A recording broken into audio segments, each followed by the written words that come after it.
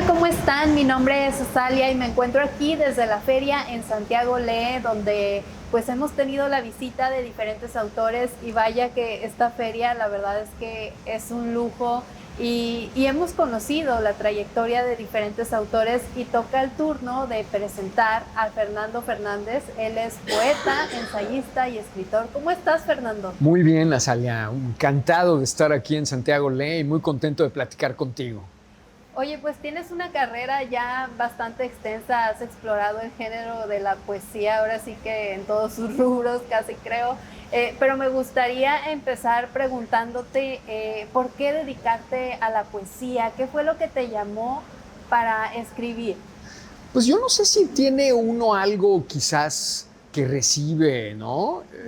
Familiarmente, porque aunque mis padres no eran personas que estaban involucradas en el mundo de las artes o de la cultura, después rascando supe que el abuelo de mi papá y unas tías de mi mamá sí habían sido gente de letras, de libros, de poesía. Pero si eso no es así, desde luego, pues mi encuentro con la literatura desde que era muy joven me llamó muy pronto la atención, que las palabras pudieran servir para tantas otras cosas y que en sí mismas pudieran ser algo tan potente y tan atractivo. Entonces, desde muy joven, desde la secundaria, quizás gracias al eh, muy afortunado encuentro con 2 o 3 maestros, pronto encontré en los libros y en la literatura una manera de estar contento, de ser muy feliz y en cierto modo de manifestarme yo como persona.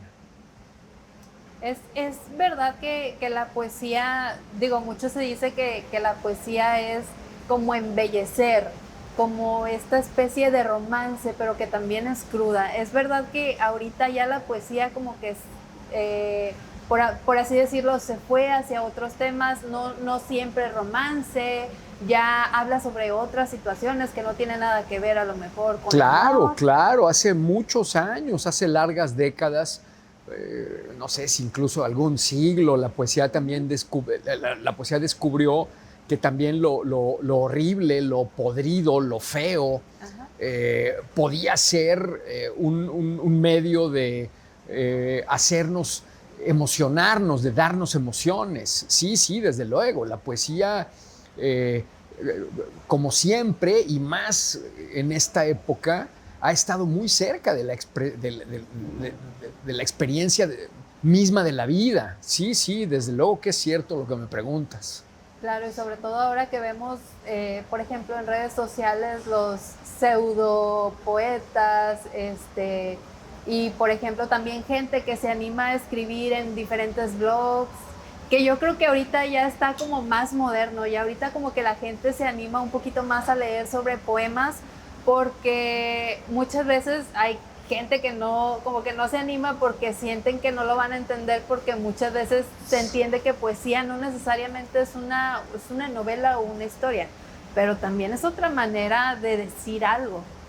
Yo creo que hay una gran paradoja en la poesía, Salia, porque es el género al que los jóvenes acuden pronto, ¿no? Ajá. Hay algo que los hace muy jóvenes, muy pronto, en la adolescencia misma, interesarse por la poesía, pero al mismo tiempo es quizás el género literario más desconocido, del que menos se tiene una formación.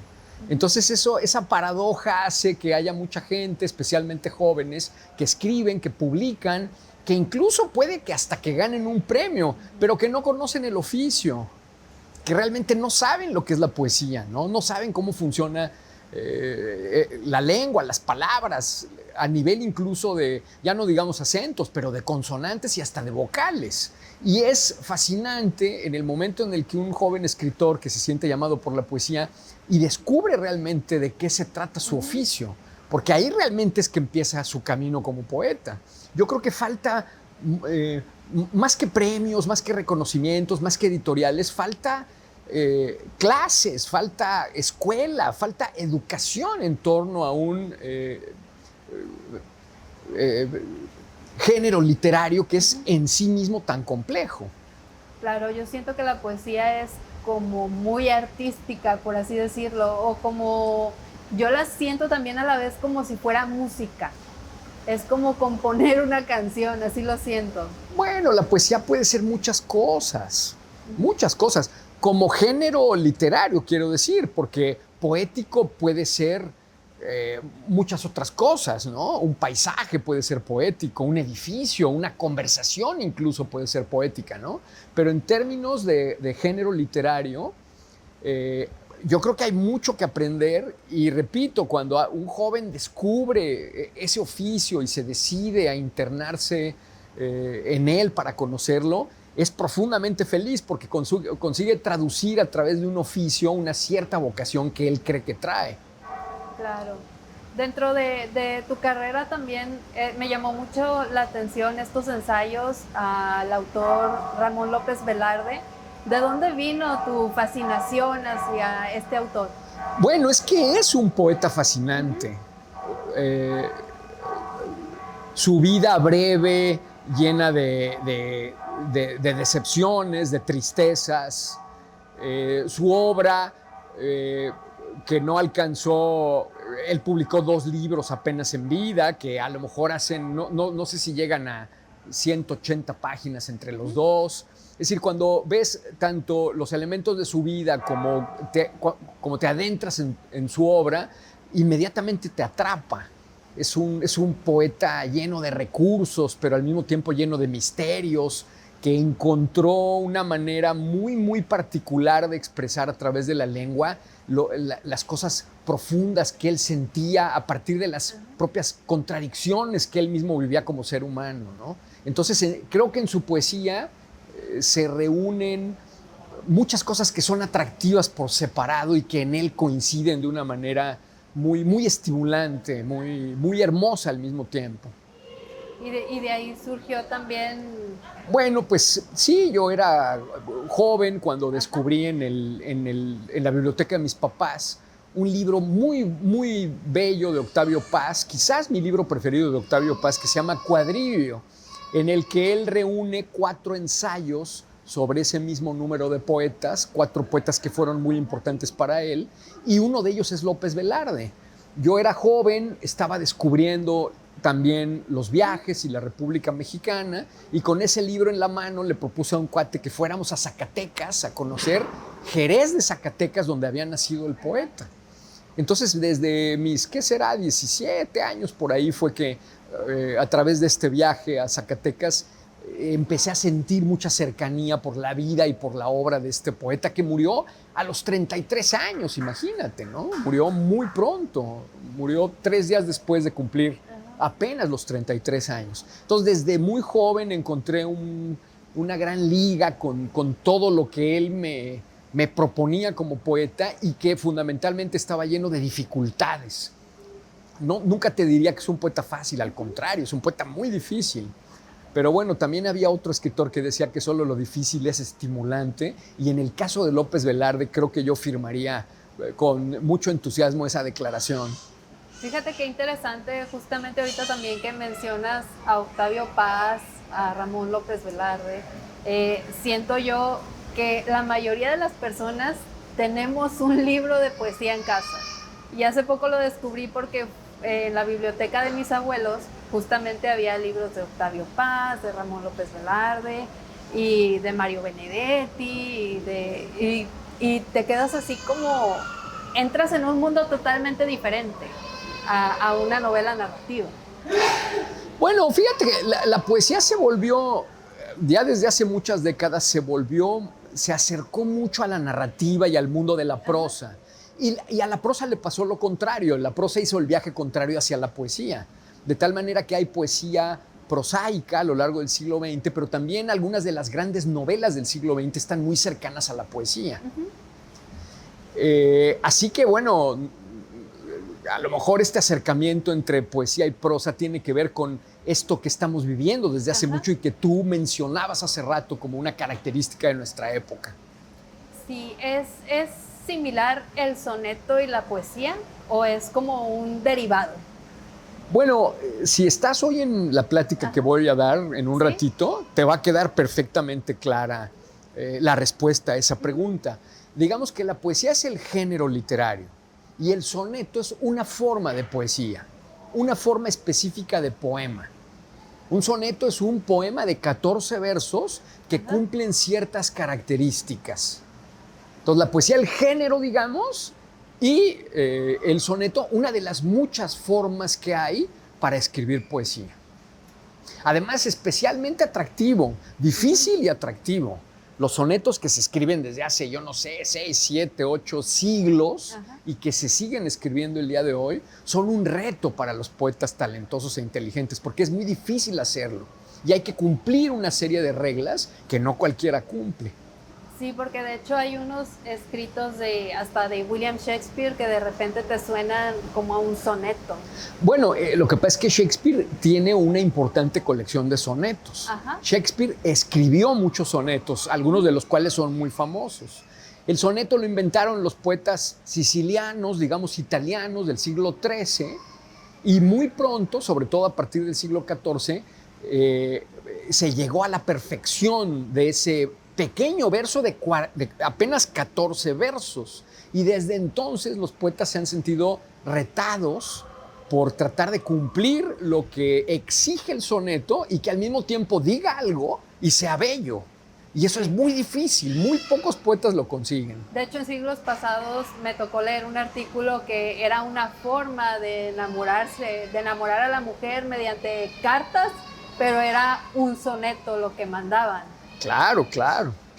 Sí, te digo, el soneto es un poeta mexicano del siglo XX que se llamó José Gorostiza, que era tabasqueño, decía que el soneto permite hacer poesía de acuerdo a un modelo afortunado. Es decir, el modelo, la invención del soneto es tan perfecta, tan perfecto ese invento, que sigue siendo ideal para decir lo que queremos decir tantos siglos después de que fue inventado. Me encanta cómo evolucionó la poesía y que la gente últimamente se mete más a explorar este género, porque creo que la gente tenía esta idea errónea de que los poetas solo escriben de romance, pero si te metes totalmente a ese mundo puedes ver que hay tristezas, que hay dolor, bueno, que se escribe sobre lo que uno siente. Es como si me dices que la música solo sirve para serenatas. Exactamente. ¿No? O como si me dices que la música solo sirve para las mañanitas. No, es un género literario, una forma de arte que puede servir para todo lo que se te ocurra. Es un medio de expresión artística que echa mano de las palabras para transmitir las emociones. Claro. Además de las emociones, cuáles son los elementos esenciales que debe de tener un buen poeta al momento de escribir? Bueno, no sé no sé lo que ¿O alguien poeta... que se quiera iniciar? Bueno, lo más importante es conocer el oficio, porque no puedes dedicarte a pintar si no sabes cómo se manejan los materiales, o qué es el óleo, o cómo responde la acuarela, o cómo responden determinados papeles a determinados materiales. Lo más importante para convertirte en artista, en el arte que sea, es no solo conocer, sino dominar tu oficio. Y aunque cuando somos jóvenes escribimos romance, como dices tú, ¿no? O le mandamos lo que nosotros decimos que es un poema a una enamorada, pues tenemos el gran impulso de hacerlo, pero no conocemos aquella ciencia, aquel arte en el que queremos expresarnos. Entonces, lo primero, conocer el oficio. Y una de las maneras de conocerlo es, desde luego, bueno, estudiarlo, pero al mismo tiempo leer todo lo que se ha escrito para saber qué es lo que se puede hacer, hasta dónde se puede llegar con la poesía. Y bueno, a quien le gusta la poesía, lo más fascinante es leerla, es descubrir un buen poema. Claro, es muy importante esto que dices, porque siento yo que un buen escritor debe de tener por lo menos el conocimiento de haber leído ciertas obras previamente para enriquecerse de... Bueno, para realmente aprender y poder dominar tu oficio, ¿no? Sí. ¿Cuáles son los libros que nos recomiendas? Yo creo que no acabaríamos, ¿eh? ¿Que te recomiendo para qué? Como para adentrarnos en el mundo de la poesía. Bueno, a mí que estoy contentísimo de estar aquí en Santiago por vez primera en mi vida, ¿no? Me hicieron la amable invitación de dar una charla a partir de un libro que acabo no de publicar, porque el libro está en imprenta, creo que sale la semana próxima, y es un libro que aparece en una colección del Seminario de Cultura Mexicana, que es una institución a la que yo pertenezco, dedicada a la divulgación de las artes, de las humanidades y de las ciencias. Y cuando somos invitados a formar parte de esa institución, el seminario nos pide que escribamos un pequeño texto de divulgación sobre nuestro oficio. Entonces, Ángeles González Gamio publicó un libro que se llama La Crónica, Eduardo Matos Moctezuma otro que se llama La Arqueología, mi querida amiga Silvia Molina escribió uno que se llama La Literatura, Sergio Vela, uno más que se llama La Ópera. Y yo acabo de publicar, o estoy a punto de publicar, tema al que voy a dedicar mi charla, que empieza en un ratito, a un pequeño librito que se llama La Poesía y que pretende justamente invitar a conocer la poesía a partir de sus recursos. Nada de teorías, nada de definiciones, ninguna complicación filosófica, ¿no? Ver directamente 10 o 12 poemas o pequeños fragmentos de poemas para descubrir sobre la página misma de qué se trata la poesía, a qué juegan los poetas cuando juegan a hacer poemas, ¿no? Cómo es que usan los acentos, pero también, como decíamos antes, las consonantes, las vocales, cómo repiten sonidos, cómo dejan de repetirlos, cómo un verso puede durar un poquito, pero luego el que sigue durar el triple o el cuádruple, y luego volver a ser pequeño porque el poeta trata de hacernos sentir que está llorando, por ejemplo. Es decir, cómo un poco a partir de las palabras, que es realmente la materia de la poesía, cómo a partir del uso de las palabras se puede hacer poesía y se puede transmitir emoción. Hay una famosa anécdota de un famoso pintor que le preguntó o que le dijo a un famoso poeta, ¿no? Le dijo, oye, yo quiero escribir poemas y tengo muy buenas ideas, pero no soy capaz de escribir un poema. Y el poeta le contestó, bueno, eso te pasa porque los poemas no se hacen con ideas, se hacen con palabras. Entonces, en el momento en el que un joven se da cuenta de las posibilidades expresivas que tiene el lenguaje a partir del manejo de las palabras, en ese momento captura el sentido de escribir poesía y entonces se siente capaz o se siente, digamos, en los primeros pasos hacia el conocimiento de su oficio, que es el que le va a garantizar que pueda escribir poesía. Y todavía no, porque claro, a eso ponle emociones, sinceridad, verdad, que no todos los poetas que conocen el oficio tienen, que no todos ellos pueden aportar. Entonces, empecemos con el oficio y ya luego veremos si lo que traes dentro te da para alcanzar a emocionar a quien te escucha. Qué bonito es lo que transmite ahorita que lo decías la poesía, que mediante las palabras te transmite emociones y que mucha gente a lo mejor se puede sentir identificada y hasta con un sentido de pertenencia, de que, yo siento que a lo mejor este poema va conmigo. Claro. Y yo he visto que muchas veces hasta en redes sociales comparten cierto fragmento a lo mejor de un poema con una imagen porque les recordó tal cosa. Y eso es lo bonito de la poesía, porque siento que deja una marca en la gente. Claro, claro. Sí, porque finalmente las emociones, los sentimientos humanos son en cierto sentido limitados. Es decir, realmente puedo yo reconocerme en lo que un poeta ha vivido, porque lo que yo he vivido no es tan distinto tampoco. Entonces todos llegamos a una especie de conclusiones que tienen que ver con nuestra experiencia, que los grandes poetas pueden transmitirnos con emoción, ¿no? Con emociones redobladas. Muy bien, pues muchas gracias, Fernando, por acompañarnos hoy. Un placer, Azalia. Fíjate que traigo ahí ejemplares de un libro que publiqué en 2010, que es, todo el poema gira en torno a la palabra Azalia.